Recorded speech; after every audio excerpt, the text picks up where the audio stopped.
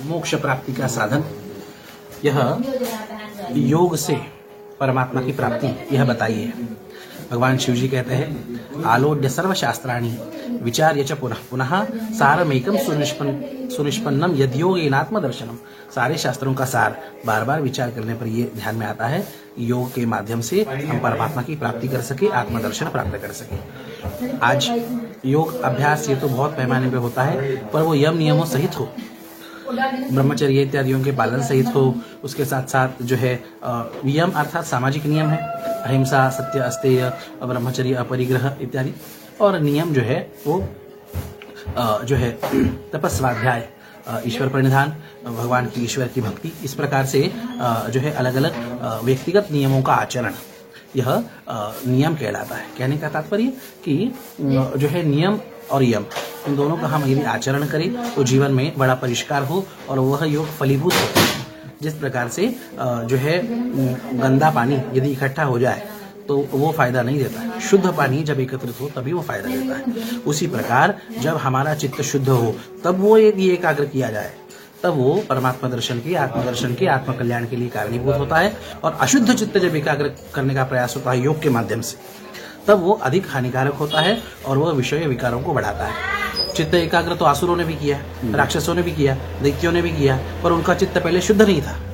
ऋषि पहले चित्त को शुद्ध करते हैं और फिर एकाग्र करके सिद्धियां इत्यादि जो है फिर उन्हें सहजता से प्राप्त हो जाती है और लोक कल्याण के लिए उसका उपयोग करते हैं। इसलिए सबसे पहले चित्त शुद्धि के लिए प्रयास करना चाहिए और उसके लिए यम नियमों का आचरण होना चाहिए। ईश्वर भक्ति ये योग में बड़ी आवश्यक है। और जहाँ जहाँ महत्वपूर्ण चीजें हैं, महत्वपूर्ण जो है बिंदु है साधना के, वहाँ पे पतंजलि जी महाराज ने भी जो है ईश्वर प्रणिधान इस नाम से ईश्वर की तीव्र भक्ति का पुरस्कार किया है। यम नियम में भी आप देखेंगे ईश्वर प्रणिधान है, क्रिया योग में भी आप देखेंगे ईश्वर प्रणिधान है। उसके बाद चित्त को एकाग्र करने के प्रकरण में भी आप देखेंगे कि ईश्वर प्रणिधानाद्वा, इस सूत्र से ईश्वर प्रणिधान से चित्त को एकाग्र करने की बात कही। और फिर जिस समाधि की प्राप्ति के लिए यम नियम आसन प्राणायाम प्रत्याहार धारणा ध्यान, इन सारी सीढ़ियों को पार करके जिस समाधि को प्राप्त करना है, वह समाधि भी एक ईश्वर प्रणिधान से प्राप्त होती है। यह पतंजलि महाराज जी का सूत्र है। समाधि सिद्धि ईश्वर प्रणिधानात, यह पतंजलि महाराज का सूत्र है।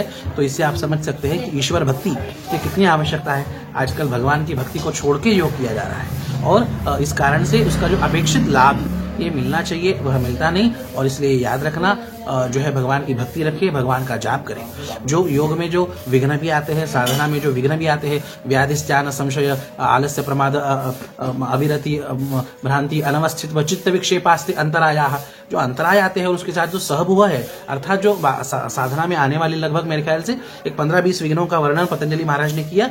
और अन्य भी बहुत सारे विघ्न आते हैं, वो सारे के सारे विघ्न ये मंत्र जाप से यह दूर हो सकते हैं। याद रखना, पतंजलि योग सूत्र में केवल प्रणव की बात कही कि तस्य वाचक प्रणवः तज्जपस् तदर्थ भावनम इत्यादि कही, पर प्रणव यह उपलक्षण है, ओंकार यह उपलक्षण है। आप जो है उसके अलावा भी अपने गुरु प्रदत्त अपनी परंपरा के अनुसार जो भी मंत्र इत्यादि होते हैं, आप उसका जाप करके साधना के, योग के, जीवन के सारे विघ्नों को आप टाल सकते हैं। प्रणव भी आप शिव पुराण देखेंगे तो प्रणव के भी स्थूल प्रणव, सूक्ष्म प्रणव, यह बात आती है। सूक्ष्म प्रणव के लिए वैराग्य बहुत चाहिए। केवल प्रणव की, केवल ओंकार का जाप उपासना करने के लिए वैराग्य बहुत तीव्र चाहिए। और यदि उतना तीव्र यदि वैराग्य नहीं है तो स्थूल प्रणव का जाप करना चाहिए। स्थूल प्रणव क्या है?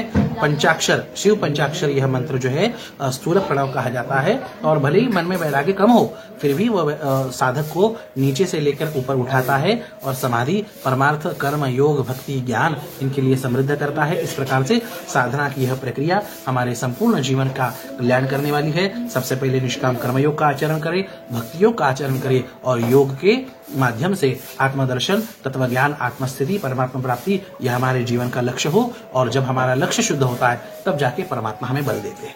हमारा लक्ष्य ही जब बदल जाता है तो जो है हमें यश नहीं मिलता। हमारा लक्ष्य परमात्मा प्राप्ति हो, सभी के जीवन में परमात्मा की कृपा से यह लक्ष्य प्राप्त हो। इतना ही कहते हुए वाणी को विराम। सच्चिदानंद भगवान की जय, गंगा मैया की जय।